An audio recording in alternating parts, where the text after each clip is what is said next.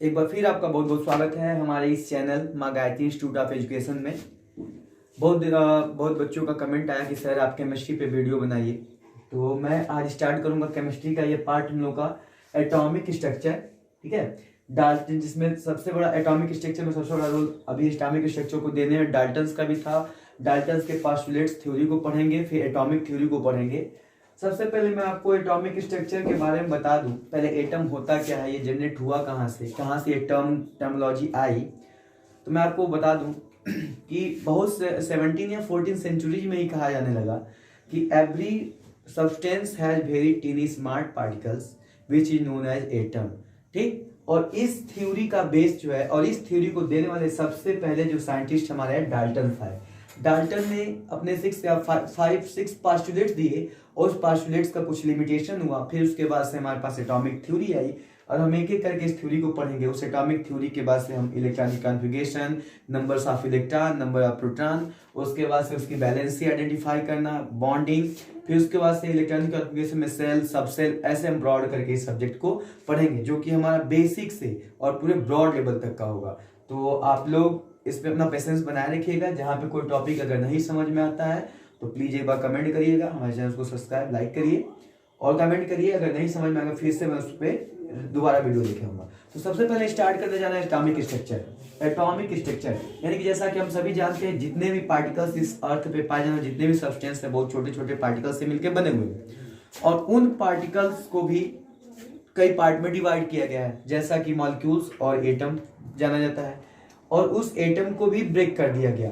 ठीक, लेकिन अभी हम डाल्टन थ्योरी पढ़ेंगे, डाल्टन एटॉमिक थ्योरी। तो डाल्टन एटॉमिक थ्योरी के 5 पोस्टुलेट थे, जिसमें सबसे पहला पोस्टुलेट हमारा ये था। आप देखेंगे सबसे फर्स्ट पोस्टुलेट था हमारा कि every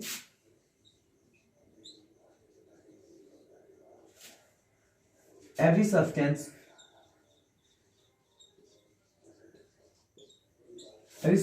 has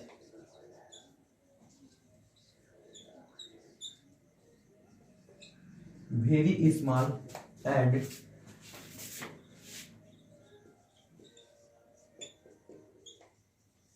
teeny particles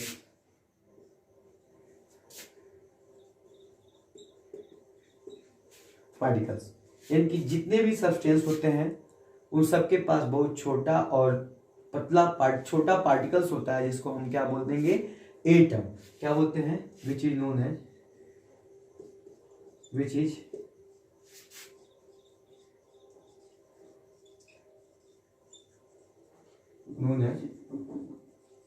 atom, जिसको हम एटम बोलेंगे। इनका सेकेंड पोस्टुलेट था कि atom is the basic unit of a substance. Atom क्या होता है, basic unit of a substance होता है, यानी कि किसी भी सब्सटेंस, किसी भी पदार्थ का जो सबसे बेसिक जो संरचना होती है, यूनिट होती है, इकाई होती है, उसको हम क्या बोलते हैं, एटम।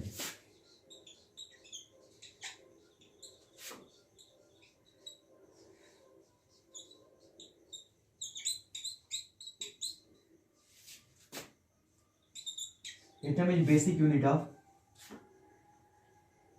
सब्सटेंस।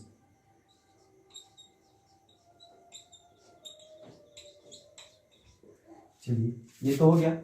तीसरा क्या इसने डाल्टन ने कहा तीसरा कि अगर एलिमेंट, अब मैं आपको यहाँ पे एलिमेंट शब्द है तो फिर एलिमेंट के बारे में बता दूं कि एलिमेंट होते क्या है। एलिमेंट एक ऐसे नेचुरल सब्सटेंस होते हैं जिसके पास केवल एक ही टाइप के पार्टिकल्स यानी कि एक ही जैसे एटम्स होते हैं। यानी कि अगर कोई एलिमेंट है तो उस एलिमेंट में जितने भी पार्टिकल्स होंगे उनके वेट, प्रॉपर्टी, सब चीज क्या होगा, इक्वल होगा। वो सभी क्या होंगे, एक दूसरे से आइडेंटिकल होंगे।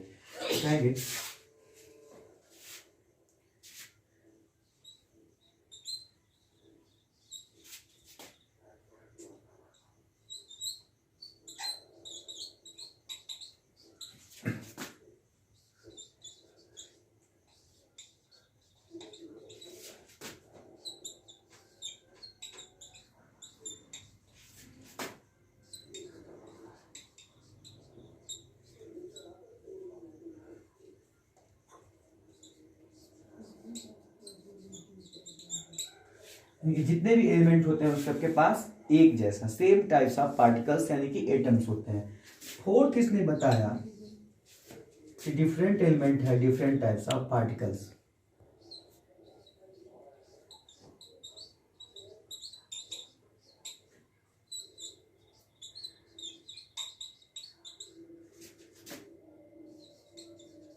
डिफरेंट एलिमेंट है the different types of the atoms and it is different in size and mass. इसका चौथा पार्ट जो था वो बोला कि जितने भी डिफरेंट डिफरेंट एलिमेंट होंगे उनका भी जो उसके जो एटम्स होंगे वो भी क्या होंगे, डिफरेंट होंगे। किसमें, साइज में, और उनका मास भी क्या हो गया, सबका अलग अलग ही होगा। यानी कि अगर कोई एक एलिमेंट है, जैसे कोई एलिमेंट मान लीजिए सोडियम हो गया, दूसरा एलिमेंट हमको ले ले क्लोरीन, तो सोडियम के जो एटम्स होंगे उनका साइज और क्लोरीन का जो एटम होगा उनका साइज और दोनों का मास एक दूसरे में क्या होगा, डिफरेंट होगा। फिर 5 पोस्टुलेट्स कहता है, 5th नंबर का, atoms can not be created, destroy और डिवाइड इनटू स्मॉलर पार्टिकल्स। इसने बताया था डाल्टन की जो पोस्टुलेट थी, यानी कि जो थ्योरी थी, वो बताया था कि एटम्स को हम न ही क्रिएट कर सकते हैं, न डिस्ट्रॉय कर सकते हैं, और न इसको छोटे छोटे पार्टिकल में डिवाइड कर देते हैं। अब देखिए मेनली अगर इसके बात किया जाए तो डाल्टन की थ्योरी जो है ना, वो लॉ ऑफ केमिकल कॉम्बिनेशन को सपोर्ट करने के लिए आई थी। और लॉ ऑफ केमिकल कॉम्बिनेशन में 3 टाइप्स बताए गए थे। पहला था law of conservation of mass, जिसको लेबोसियर ने दिया था। सेकेंड था law of law of multiple proportions, और तीसरा क्या था, लॉ ऑफ प्रोपोर्शंस। ऐसे करके 3 थे। इसके जस्ट बाद हम बात करेंगे कि डाल्टन एटॉमिक थ्योरी अगर ये थी तो फिर ये फेल क्यों हुआ, क्या लिमिटेशन थे इसके, तो मैं अभी आपको यहीं पे क्लियर कर दूंगा। अगर आपको ये पोस्टुलेट्स तैयार हैं, इस पोस्टुलेट्स के बेस पे आप डाल्टन एटॉमिक थ्योरी के लिमिटेशन को बहुत इजी वे से कर पाएंगे। तो चलिए अभी हम बात करते हैं डाल्टन एटॉमिक थ्योरी के लिमिटेशंस क्या थे। हम बात कर रहे थे limitation of Dalton atomic theory, तो मैं आपको बता दूं, देखिए मैंने यहाँ पे लिमिटेशंस इसके लिखे हुए हैं, इसके बेस पे और भी मैं आपको समझाने की कोशिश करूंगा, एक्सप्लेन करने की। जैसा कि he said that atom is not divided, जैसा कि हम लोग पोस्टुलेट में पढ़े कि उसने बताया कि एटम डिवाइड नहीं होता है, लेकिन अभी आप लोग क्या पढ़ रहे हैं, इलेक्ट्रॉन, प्रोटॉन, न्यूट्रॉन, ये कहाँ से है? अगर एटम को डिवाइड नहीं किया गया तो फिर कैसे पॉसिबल है? यहाँ पे इसकी थ्योरी क्या कर दी, फेल की गई। यानी कि existence of electron, proton and neutron atoms इस एटम के अकॉर्डिंग क्या डाल्टन की थ्योरी ये नहीं सेटिस्फाइड कर पाई, इसके बारे में डिस्क्रिप्शन डिस्क्राइब नहीं कर पाई। अब देखिए the theory fail to explain how atom combine with different atom. इसकी थ्योरी यानी कि जो डाल्टन है, इनकी थ्योरी किसी एटम का किसी दूसरे एटम के साथ कॉम्बिनेशन को एक्सप्लेन नहीं कर पाई।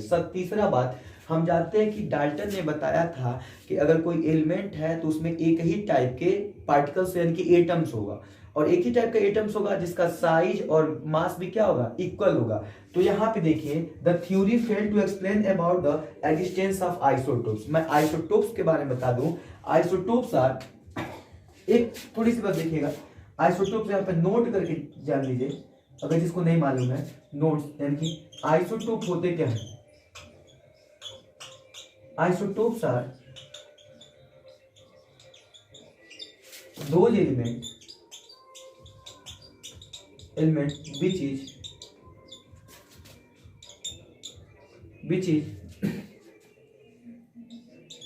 which has same atomic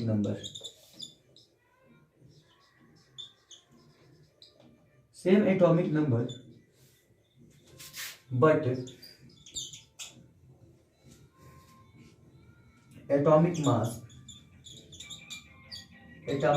is different.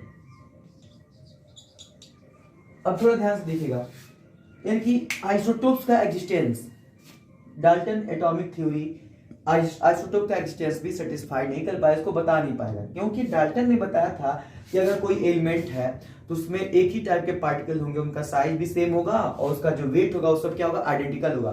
तो आप अभी लोग इसके बारे में सुने होंगे कि H1H1 1s2 1s3, यानी हाइड्रोजन के 3 फॉर्म्स होते हैं। पहले को बोलते हैं प्रोटियम, दूसरे को ड्यूट्रियम और तीसरे को क्या बोलते हैं, ट्राइटियम। यहाँ पे आप क्या देख रहे हैं, ये हमारा क्या है, ये हमारा होता है एटॉमिक नंबर। अभी मैं इसको इरेज करके बताता हूँ, चलो ठीक। हाँ, जैसा कि मैं बता रहा था कि 1H1 यानी कि 1H1 जिसको बोलते हैं प्रोटियम, 1H2 जिसको बोले क्या, ड्यूट्रियम, तो क्या 1H3 3 जिसको बोलेंगे ट्राइटियम। अब देखिए ध्यान से थोड़ा, डाल्टन बताया था कि अगर कोई एक ही एलिमेंट हो, यहाँ पे देखिए हमारा एलिमेंट क्या है, हाइड्रोजन हाइड्रोजन हाइड्रोजन, तो उसके पास जितने भी पार्टिकल्स होंगे उनका साइज भी सेम होगा और उसका वेट भी क्या होगा, इक्वल होगा। ये कैसे पॉसिबल है, यानी कि डाल्टन के हिसाब से तो ये पॉसिबल नहीं हो सकता, लेकिन after the search of the isotopes of hydrogen and other element also, we can find that the theory of Dalton's atomic theory is failed to explain about the isotopes. It's mean that here looking here, अगर ये 1H1 है यानी कि hydrogen है, तो इसके जितने भी पार्टिकल्स होंगे ये भी हाइड्रोजन ये भी हाइड्रोजन है, तो सबके पार्टिकल्स क्या होंगे, सेम होंगे, क्योंकि इसका एटॉमिक नंबर तो सेम है। नीचे वाले को देखो, इसको बोलते हैं एटॉमिक नंबर, एटॉमिक नंबर जिसको जेड से डिनोट करते हैं, अभी आगे इस थ्योरी में पढ़ेंगे। ये होता है हमारा क्या, एटॉमिक मास, एटॉमिक मास या मास नंबर, इसको हम ए से डिनोट करते हैं, ठीक है। तो देखिए यहाँ पे एटॉमिक नंबर सेम है, एटॉमिक नंबर सेम है, लेकिन इसका मास देखिए, इसका एटॉमिक नंबर 1 लेकिन मास 1 है, अब इसका एटॉमिक नंबर 1 लेकिन मास कितना हो गया, 2 mu हो गया, और एटॉमिक नंबर 1 लेकिन मास कितना हो गया, 3 mu। इसका मतलब मैं सीधे से समझाना ये चाहता हूं कि अगर डाल्टन ने बताया कि एक एलिमेंट के पास जो भी पार्टिकल होंगे उनका साइज सबका सेम होगा, तो ये कैसे पॉसिबल, यहाँ तो उतना ही पार्टिकल है लेकिन उसका वेट 1 हो रहा है, इतना यहाँ पे भी उतना ही पार्टिकल्स है लेकिन उसका वेट 2 हो गया, यहाँ पे उतना ही पार्टिकल लेकिन इसका वेट कितना हो गया, 3 हो गया। How it is possible, therefore the Dalton atomic theory is failed to explain about the isotopes of the given elements and also the substance in it. अब सेकेंड चीज इस पे बात करेंगे, आपका जो अभी अगला लिमिटेशन आया, आइसोटोप का डिफिनेशन में आपका नीचे बताया हुआ था। फिर दूसरा है आइसोबर्स, क्या होते हैं आइसोबर्स। दिस थ्योरी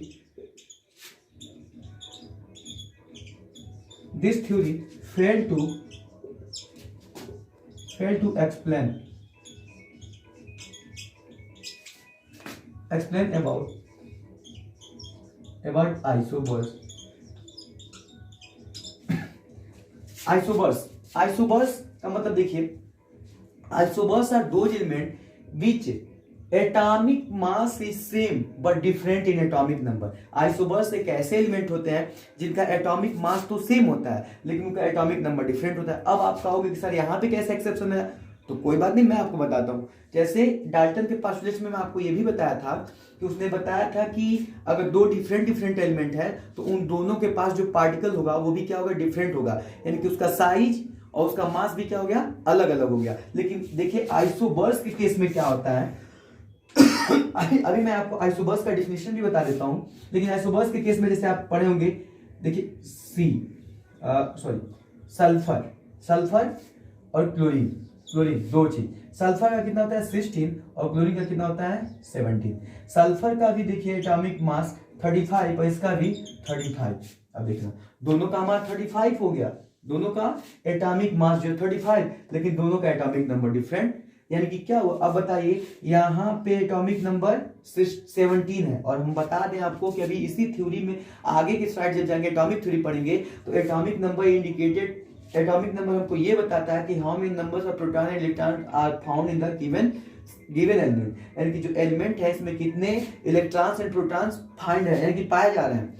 तो यहाँ बताइए अगर यहाँ पे एटॉमिक नंबर 16 है लेकिन इसका एटॉमिक वेट कितना हो गया 35, और यहाँ पे एटॉमिक नंबर 17 है लेकिन इसका एटॉमिक वेट कितना हो गया 35, यानी कि दोनों का एटॉमिक वेट सेम लेकिन एटॉमिक नंबर डिफरेंट। इसका भी एक्सप्लेनेशन जो है डाल्टन्स एटॉमिक थ्योरी नहीं दे पाई और जिसकी वजह से फेल हो गई। लेकिन हाँ ठीक है, देखिए कोई भी वर्क हो, गलत ही सही, लेकिन कोई करता है, अगर कोई गलत ही वर्क करता है तो उसी को मॉडरेट करके आगे बढ़ जाती है। डाल्टन ने ये बताया कि जो हमारे सब्सटेंस हैं उसको छोटे छोटे पार्टिकल्स में बांटा गया जिसको एटम्स बोलते हैं, और इसी एटम्स के ऊपर ही सभी साइंटिस्ट ने रिसर्च किया और उसको स्टेबल अनस्टेबल में, फिर स्टेबल वाले को इलेक्ट्रॉन प्रोटॉन न्यूट्रॉन में, आज तो इलेक्ट्रॉन भी बटा हुआ है, इलेक्ट्रॉन को भी हम डिवाइड कर दिए जिसको गार्ड पार्टिकल्स बोलते हैं, जो आइंस्टीन का 12th नंबर का बीमा होता है। अभी आइंस्टीन की थ्योरी में आप जाओगे तो समझोगे उस चीज को। लेकिन यहाँ पे बताइए, यहाँ पे डाल्टन्स की थ्योरी फेल होती हुई दिखी, लेकिन इन सबसे हमको एक चीज मिला कि every substance and every element had divided into very small particle which is known as the atoms। और एटम्स को बिल्डिंग ब्लॉक्स यूनिट भी बोला गया था, बिल्डिंग ब्लॉक यूनिट, जिसको डाल्टन ने दिया था। ये था हमारे पास डाल्टन थ्योरी और उसके डाल्टन के पास्टुलेट्स 5 और उसके लिमिटेशंस। अभी आप इसमें लिमिटेशंस में और भी लिख सकते हो, लेकिन इतना इनफ है आपके लेवल के लिए, अगर देखा जाए तो इतना इनफ है। यहाँ पे एक टर्म्स आएगा आपका, एक टर्म आया आइसोबर्स। मैं आइसोबर्स को एक्सप्लेन कर दूं, जैसा आइसोटोप बताया हूं वैसे आइसोबर्स बता दूं। आप कहो राइट नहीं करूंगा, बस ऐसे सुन लो कि isobars are those element which atomic mass are same but different in atomic number. यानी कि वे एलिमेंट होते हैं जिनका एटॉमिक मास क्या होता है, डिफरेंट नहीं सेम होता है, और एटॉमिक नंबर क्या होता है, डिफरेंट होता है, उसको बोलते हैं हम आइसोबर्स। और इस तरह से हमारा डाल्टन थ्योरी पढ़े और डाल्टन थ्योरी का लिमिटेशंस के बारे में पढ़े। अब इसके बाद से हमारा नेक्स्ट टॉपिक होगा एटॉमिक थ्योरी, और एटॉमिक थ्योरी के बेस पे हम लोग पढ़ेंगे कि how can we divide a atom into electron, proton, neutron, and how many numbers of electrons and what is the atomic number and what is the atomic mass of the given substance or given element, and how can we identify the valency and electronic configuration also। तब तक के लिए आपका बहुत बहुत धन्यवाद। आप हमारे चैनल्स को ज़्यादा से ज़्यादा लाइक सब्सक्राइब करिए और उन लोगों तक पहुंचाइए। जनहित के लिए शिक्षा हमारा सबसे बड़ा उद्देश्य है कि मैं उन लोगों को पढ़ाता हूँ। बेसिकली मेरा ये वीडियो उन लोगों के लिए, उन लोगों को डेडिकेटेड, जो कि जैसा कि मैं हमेशा से कहते आया हूँ, जो अच्छे क्वालिटी का कोचिंग या फिर किसी भी तरीके का कोचिंग एफर्ट नहीं कर पाते, लेकिन अगर वो इच्छुक है, उनके पास अगर कोई भी एआई का मशीन मैकेनिज्म है तो उसका यूज करके हमारा पढ़ सकते हैं। बस आपके लिए बस इतना ही, आपके लिए बस इतना ही है कि आप हमारे वीडियो को शेयर करो, ज़्यादा से ज़्यादा लाइक करो, सब्सक्राइब करो। हाँ, और एक चीज़ और कि देखो यार, मैं अभी नया हूँ इस सोशल मीडिया का इस यूट्यूब के प्लेटफॉर्म पे मैं नया हूँ, मुझे बहुत ज़्यादा नॉलेज नहीं है, लेकिन मैं इतना जानता हूँ कि जो पढ़ाऊँगा बहुत अच्छे से पढ़ाऊँगा, बहुत अच्छे से एक्सप्लेन करूँगा। तो आपको अगर समझ में आए तो इसके कुछ कमी को ही बताओ, नहीं कुछ अच्छी चीज़ें तो ठीक है, इसकी कमियों को ही बताइए, जिससे हमको क्या करें, इसको दूर करें और मॉडरेट वे से वीडियो बना सकें। थैंक यू, धन्यवाद।